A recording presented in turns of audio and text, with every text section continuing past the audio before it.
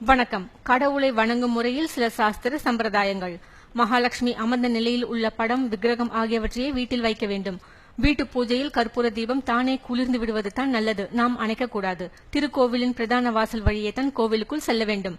அர்ச்சனை பொருட்களை இடது கையால் எடுத்து செல்லக்கூடாது. கோவிலிலிருந்து வீட்டிற்கு வந்ததும் சிறிது நேரம் கழித்துதான் கை கால்களை கழுவலாம். குளிக்கக்கூடாது. எலுமிச்ச பழ தீபம் விளக்கை கோயிலில் மட்டுமே ஏற்ற வேண்டும். வீடுகளில் ஏற்றக்கூடாது. சுவாமிக்கு எடுக்கும்போது ஆரத்தியில் சுண்ணாம்பு சேர்க்கக்கூடாது. அதுவே மனிதர்களுக்கு எடுக்கும்போது சுண்ணாம்பு சேர்க்கலாம். சனி பகவானுக்கு வீட்டில் எள் விளக்கு ஏற்றக்கூடாது. நல்ல காரியங்கள் பற்றி பேசும்போது எள் அல்லது எண்ணெய் குறித்து பேசக்கூடாது. இறைவன் சந்நிதி போன்ற தெய்வீக அலை உள்ள இடத்தில் பிரச்சனைகள் பற்றி யோசித்தால் நல்ல முடிவு கிடைக்கும். திருப்பதி, திருத்தணி, பழனி, திருச்செந்தூர் போன்ற கோவில் ஸ்தலங்களுக்கு சென்றால் அங்கிருந்து நேராக அவரவர் வீட்டிற்கு செல்ல வேண்டும். ருத்ராட்சம் அணிவோர் இறுதி சடங்குகளுக்கு செல்லும் போது அதை கழற்றிவிட்டு செல்ல வேண்டும்.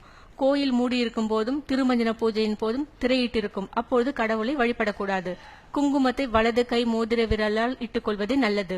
விக்கிரகத்திற்கு தீப ஆராதனை நடக்கும்பொழுது கண்களை மூடிக்கொள்ளக்கூடாது. பெண்கள் மாதவிளக்கின் போதும் எக்காரணம் கொண்டும் பூ வைத்துக் கொள்ளக்கூடாது. செவ்வாய்க்கிழமை, புதன்கிழமை பகல் பொழுதும் வெள்ளிக்கிழமையும் குத்து விளக்கை துலக்கி கழுவக்கூடாது.